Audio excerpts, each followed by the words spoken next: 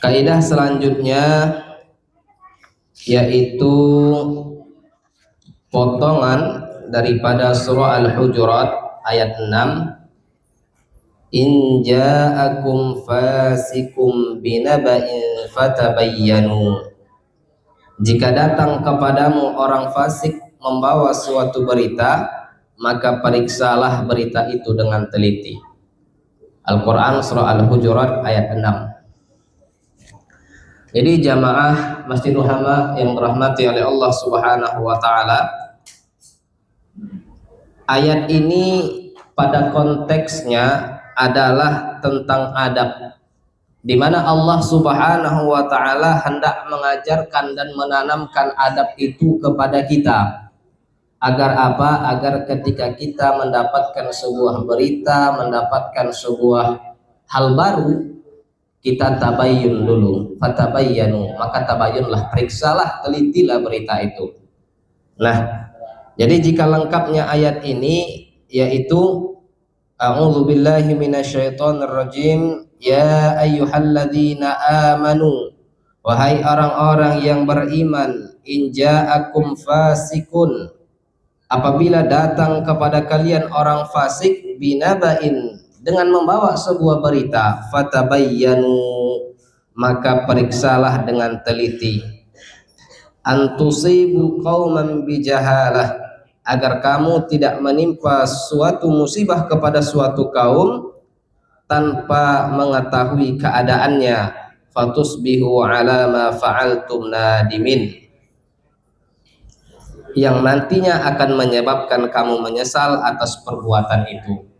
Jadi jika kita lihat asbabun nuzulnya ayat ini, maka para mufassir, para ahli tafsir menyebutkan sebab turunnya ayat ini adalah bahwa ada seorang sahabat Nabi Shallallahu Alaihi Wasallam yang bernama Al-Haris bin Diral Al-Khuzai. Nah, jadi beliau ini merupakan pembesar dari Bani Mustalik, pembesar dari Bani Mustalik. Jadi ketika beliau masuk Islam, ketika beliau masuk agama Islam, maka ia bersepakat kepada Rasul Shallallahu Alaihi Wasallam agar diutus kepadanya seseorang jika sampai masanya untuk mengambil zakat. Nah, lalu Rasul Shallallahu Alaihi Wasallam begitu sampai waktunya, sampai masanya, maka Rasul Shallallahu Alaihi Wasallam mengutus seseorang untuk mengambil zakat menuju Bani Mustalik. Nah, ternyata orang yang diutus oleh Rasulullah tadi, ia merasa khawatir sehingga sampai di pertengahan jalan ia memutuskan untuk kembali ke Madinah, nggak mau lanjut menuju Bani Mustalik. Nah, jadi orang yang dituju tadi, Al-Haris bin Dirar, beliau pun merasa heran atas keterlambatan utusan Rasulullah. Utusan Rasulullah tidak datang-datang, tidak sampai-sampai mengambil zakat. Maka ketika itu setelah sampai utusan Rasulullah tadi pulang lagi ke Madinah, kemudian mengatakan kepada Rasulullah bahwa Al-Haris bin Dirar tidak mau bayar zakat, bahkan dia mengancam untuk membunuh aku, katanya. Maka Al-Haris bin Dirar tadi karena nggak tahu apa-apa, ini utusan Rasulullah kok tidak datang-datang, akhirnya pergi ke Madinah ingin menjumpai Rasul Shallallahu Alaihi Wasallam. Maka Rasulullah juga karena datang berita seperti itu mengutus utusan lagi ingin ke Bani Mustalik tadi. Sampai di pertengahan jalan akhirnya Al-Haris bin Dirar bertemu lagi dengan utusan Rasulullah. Kemudian mereka mengatakan apa? Al-Haris bin Dirar kenapa tidak mau bayar zakat, bahkan ingin membunuh utusan Rasulullah.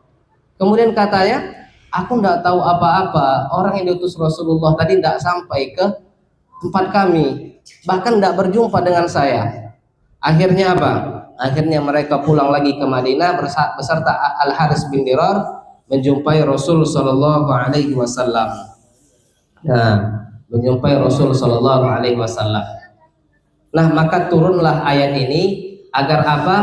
Fatabayyanu, kalau dapat berita, dapat hal baru, fatabayyanu, periksa dulu, teliti dulu beritanya. Jadi jika kita tarik ayat ini, di dalam kehidupan kita hari ini, maka ini adalah fenomena yang sangat sering terjadi di antara kita. Apalagi dengan kemajuan media sosial, ada lagi namanya AI. Bahkan saat ini kita susah membedakan mana berita yang benar, mana berita yang salah, mana berita yang baik dan mana berita yang buruk. Maka turunnya ayat ini menegaskan kepada kita agar pandai-pandailah bermedia sosial dan bijaklah dalam menerima berita dari siapapun itu. Jadi teliti dulu, jangan langsung dapat berita ceritakan, dapat berita baru share, tapi dapat berita teliti dulu, periksa dulu kebenarannya, baru ceritakan.